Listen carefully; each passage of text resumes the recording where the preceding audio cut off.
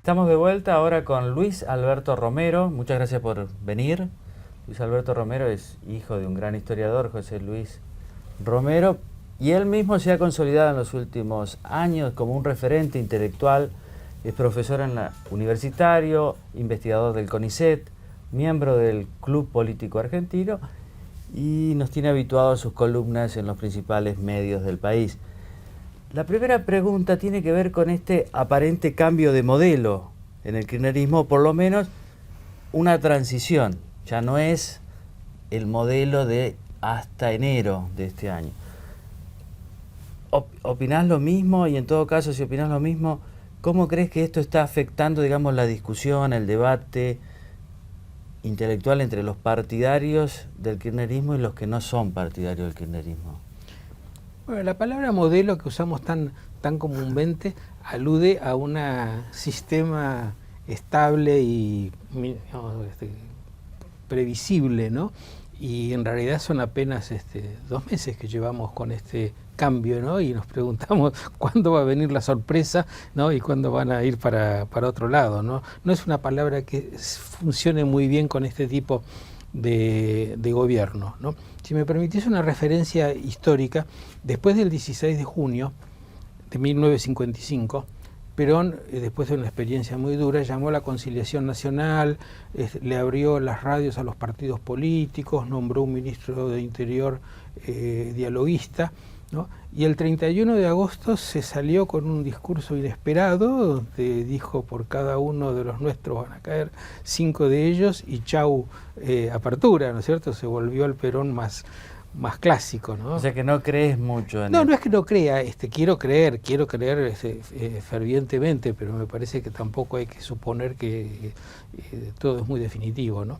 Por otro lado, el cambio de modelo por ahora lo vemos en las medidas económicas, y las medidas económicas da la impresión de que eran absolutamente inevitables, ¿no? Así que tampoco se puede decir que voluntariamente hayan pensado otro esquema, sino que los vemos haciendo día a día cosas que podrían constituir modelos si persistieran en ellas. Pero en realidad las cosas que hacen dejan abiertas muchos interrogantes sobre cómo van a seguir, ¿no?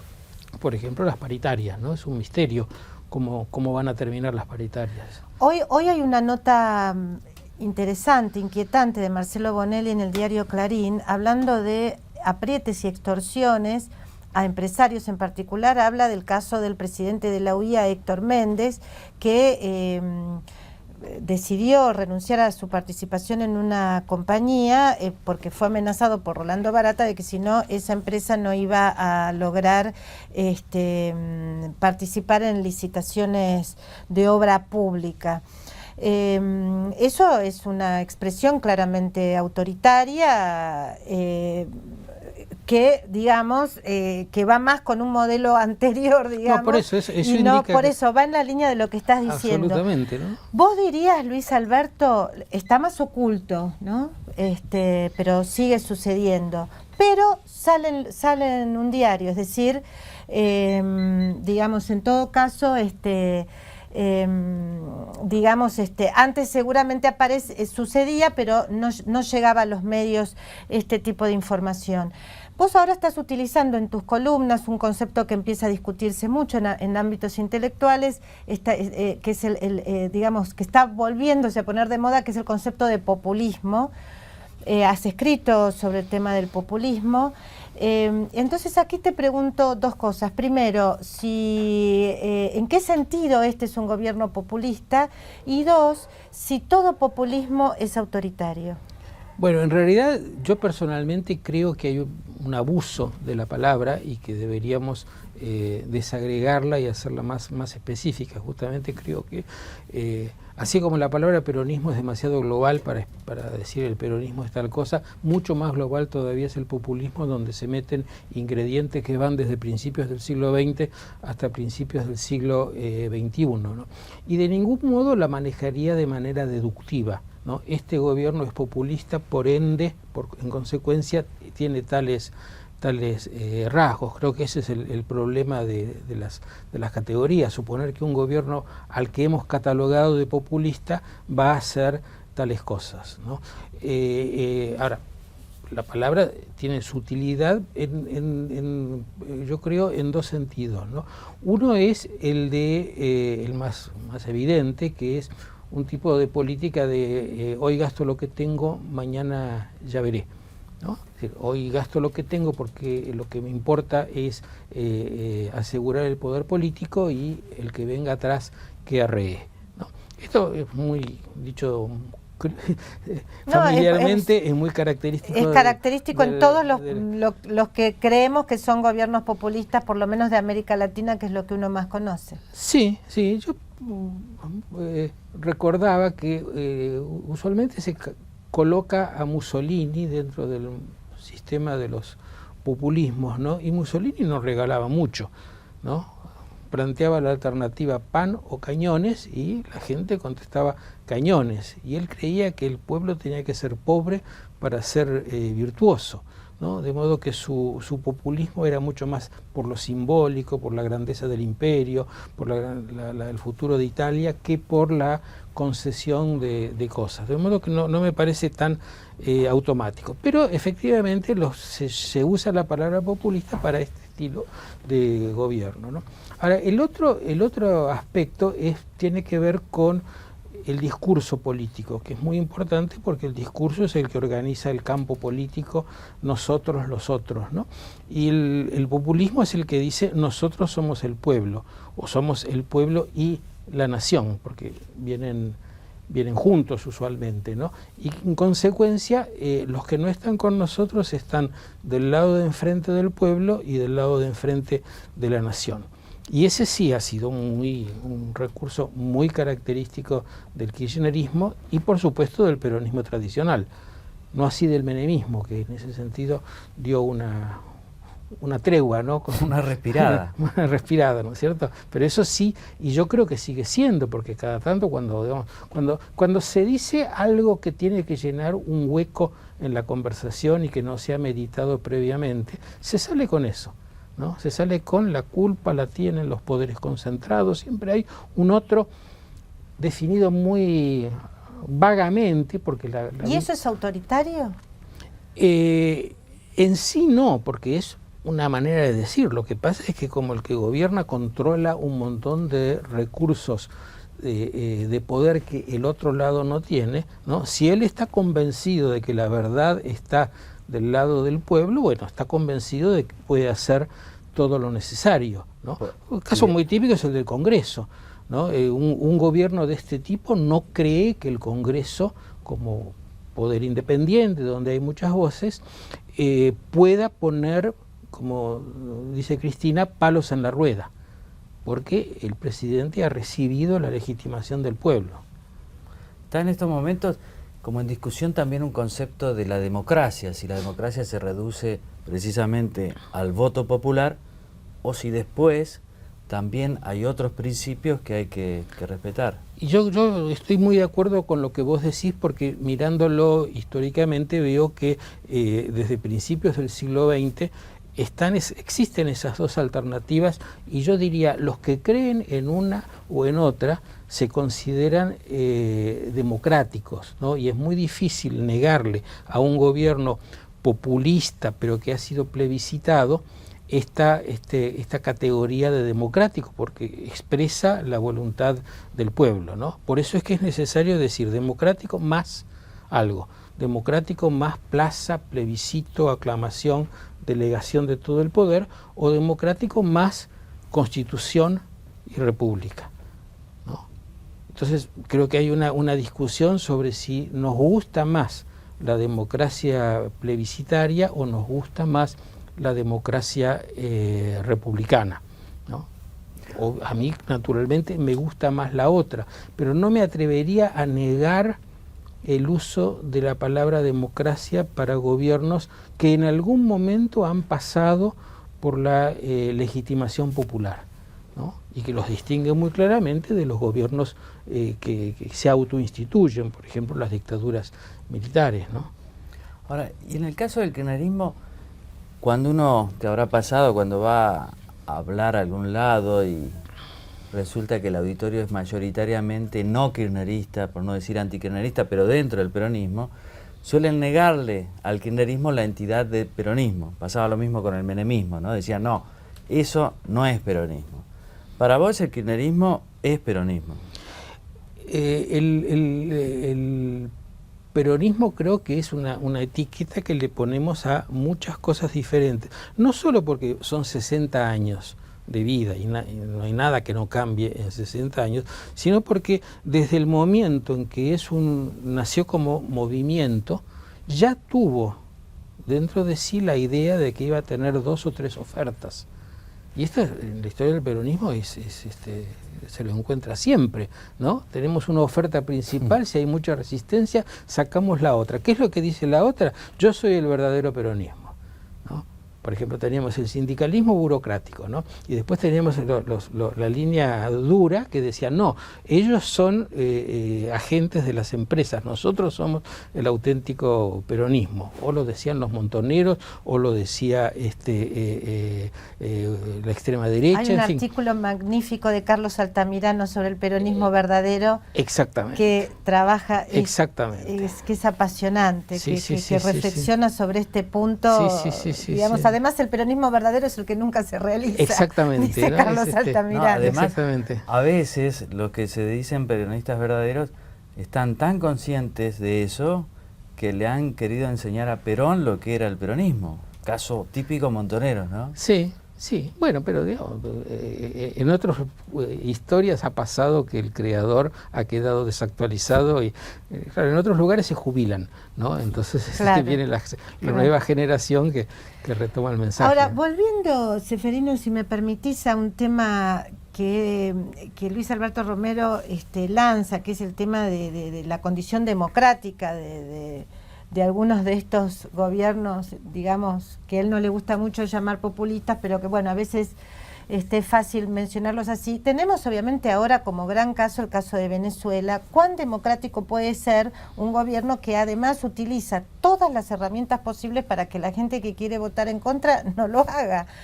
Es complejo también el asunto. Yo creo que es complejo en tanto uno tenga, digamos, cuando uno tiene una idea muy definida de lo que debe ser la democracia, las otras cosas le parecen que no son democráticas. Y está bien, porque para eso uno es un ciudadano, opina y dice yo quiero que las cosas sean así, ¿no? Ahora, si uno mira desde el comienzo de la democracia moderna, ya desde 1890 a 1900, por ejemplo, eran muy fuertes los grupos democráticos que cuestionaban lo que llamaban el parlamentarismo, porque era ineficiente, porque era formal, ¿no? Los mismos argumentos que usó Perón en 1946 en su campaña electoral. Y lo saco de la historia y les digo, si hacemos un focus grupus, como se dice, vamos a encontrar que un montón de gente piensa eso,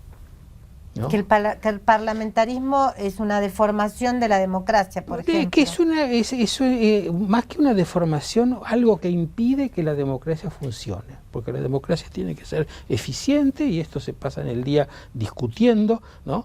Efectivamente se pasa en el día discutiendo y nosotros supimos, algunos por lo menos, después de la dictadura militar, que es la mejor salvaguarda para nuestras vidas es que la gente se pase el día discutiendo antes de tomar una decisión. Claro. Pero la idea ejecutivista, ¿no? De una democracia ejecutivista, claro, sí, que puede ¿no? ser muy propia de nuestras democracias latinoamericanas. Pero vuelvo con el caso Venezuela. Lo mínimo de una democracia es el voto. Si con sicarios, organizaciones paramilitares, digamos, se amenaza a la gente para que no llegue y vote, digamos, en los barrios sobre todo que se sabe que se va a votar a la oposición. Efectivamente, y ahí eso, digamos, eso es porque por otro lado se vota y uno sabe positivamente que hay mucha gente que apoya al gobierno, es decir, quizás en lugar de ganar por el 55% pierdan por el 45%, pero hay una base de votos que no es inventada. Y ahí es donde se pone delicada la cuestión de ver en qué momento lo que era discurso y decir conmigo los buenos y del otro lado los malos se convierte en una práctica dictatorial, ¿no? Es sutil. es sutil, ¿no es cierto? Una vez escribí un Para artículo, los que viven en Venezuela no sé si es tan sutil, Luis Alberto. bueno, pero digamos que en Venezuela hay distintas opiniones, ¿no es cierto? Y también es sutil el momento en que se pasó de una cosa a otra. Yo alguna vez usé el ejemplo del cuando una persona se dice que es calva, ¿no? Cuando se le cayó un pelo, cuando se le cayeron 10 pelos, cuando se le cayó, ¿no? Encontrar el corte en la continuidad, ¿no? Sí. Da la impresión de que ese corte se Dilema produjo. de los historiadores, Sí, de sí, los, sí, de los exactamente, investigadores. ¿no? Da la impresión de que ese corte se produjo, pero yo creo que ahí hay una diferencia muy grande con la Argentina, donde no estamos en una situación de movilización y de entusiasmo y de faccionalización como Venezuela. Parece que Venezuela se parece más al primer peronismo, Sí. ¿no? Al de la vida por Perón, ¿no? Yo no me imagino ninguna muchedumbre gritando la vida por Cristina. Depende, ¿no? por ejemplo, la muchedumbre de los becarios nuevos del CONICET, puede ser. La vida por Bueno, Cristina. Sí, el sistema científico fue muy beneficiado. Ahora ha llegado el ajuste, así que no sé si estarán tan No van a entusiastas. salir. ¿Y cómo ves, volviendo a la Argentina, al radicalismo, que es el partido siempre de las instituciones? ¿No ves también una seducción en sectores del radicalismo por el peronismo y por el kirchnerismo? Digamos, antes eran muy defensores del Parlamento, ahora vemos que algunos dudan, otros les gustaría ser como los peronistas. Las banderas que levanta el kirchnerismo los seducen mucho, por ejemplo, la lucha contra el campo o contra Clarín. ¿No Bueno, hay ahí una cuestión borrosa? Yo creo que en el origen el radicalismo y el peronismo pueden ser vistos casi con la misma idea, la idea del liderazgo plebiscitario, ¿no? Irigoyen Era claramente... yo diría que Irigoyen tenía dos almas, una donde la idea de las instituciones y de la decencia, como decía recién el embajador, era muy fuerte, ¿no? Y la otra es la idea de que él tenía una misión, y que esa misión era casi independiente de los votos. Los radicales decían, el pueblo ya votó, después vienen las elecciones a ratificar, pero el pueblo ya le confirió al líder, ¿no? Eso, el liderazgo carismático de masas, que es una fórmula que se usaba mucho en 1920, ¿no? Y a la vez el radicalismo es la expresión del pueblo y de la nación, de modo que hay mucho componente del radicalismo, la intransigencia. Claro. ¿no? La intransigencia, que durante mucho tiempo fue una bandera. Ahora, el radicalismo es un partido que ha mantenido su organicidad y en consecuencia ha ido cambiando y incorporando distintas influencias, pero lo que Silvia decía ocurrió muy claramente cuando se discutió la estatización de YPF, ¿no? Yo creo que sabían que iban por mal camino, pero estaban totalmente trabados por los principios, ¿no? El general Mosconi, ¿no? Y los principios les impedían ver que las cosas, que los principios se adecuan a los cambios de la vida, ¿no? Así que efectivamente hay un registro común, ¿no? Y luego están otras cosas que son los tránsfugas, que tienen que ver con la pérdida de sentido moral, digamos, en la política, ¿no? Pero eso es menos relevante, ¿no?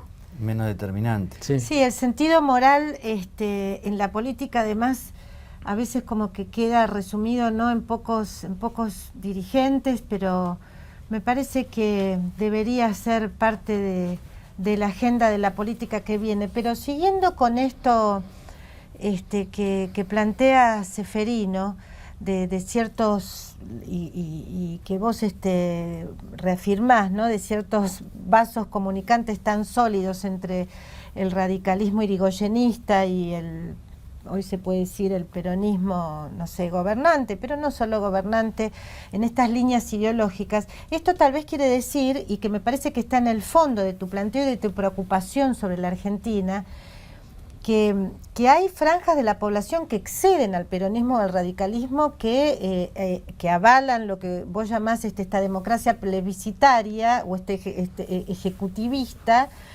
y que, bueno, será un peligro latente incluso para lo que venga. Bueno, lo contrario de eso es Ciudadanos, ¿no?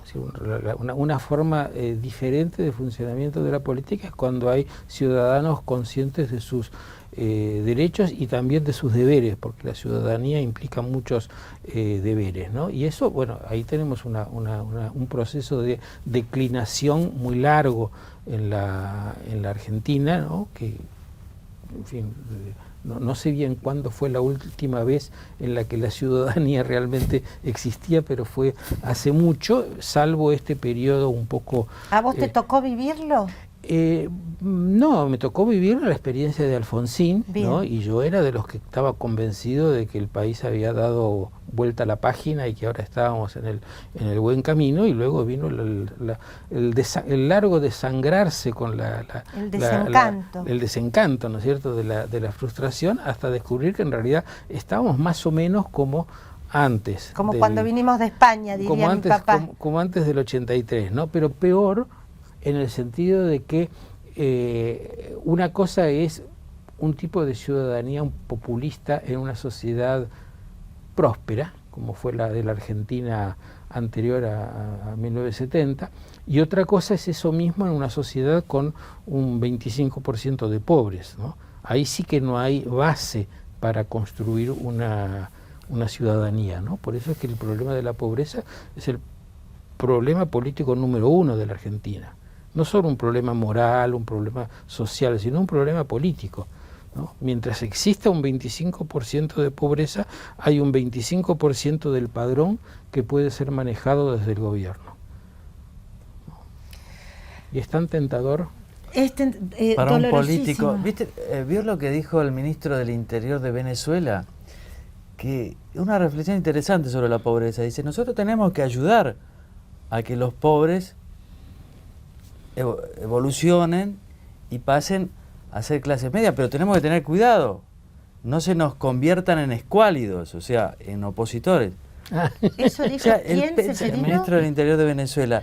El pensamiento que está, digo, yo creo, sobrevolando en la política, no solo en Venezuela, sino también acá, de las clientelas, pero verbalizado de esa manera en público, ¿no? Claro, y bueno, esa es una diferencia muy muy grande con respecto al primer peronismo, porque el primer peronismo culminó la ola de incorporación, de ascenso, y en esos años claramente muchos trabajadores pasaron a lo que llamamos la clase media, ¿no?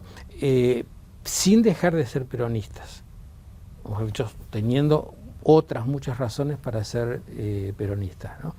Yo diría que eso se parecía bastante a la ciudadanía, aunque uno globalmente pueda decir que el régimen político peronista no era muy santo, pero había mucha más conexión real entre la voluntad del pueblo y el gobierno, ¿no? En cambio ahora esto se maneja de otro modo, subsidios, ¿no? Y lo que vemos en el Gran Buenos Aires, que es el gran bastión peronista con tantos votos, pero donde la pobreza no deja de crecer. No.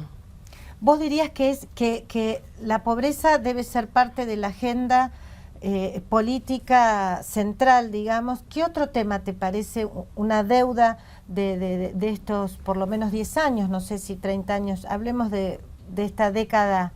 Bueno, yo creo que la palanca desde la cual se puede hacer muchas otras cosas es la herramienta estatal, el Estado. El Estado lo necesitas para hacer una política económica sostenida, para hacer una política exterior sostenida, y también para cambiar la situación de la pobreza. Yo creo que hay muchas ideas sobre cómo se debería enfrentar el problema, pero todas coinciden en que si no tenés un policía en la esquina, una escuela que funciona, un fiscal, digamos, una presencia real del Estado a la vuelta de la casa, eso ya es terreno de nadie, o terreno del puntero o del narcotraficante, ¿no?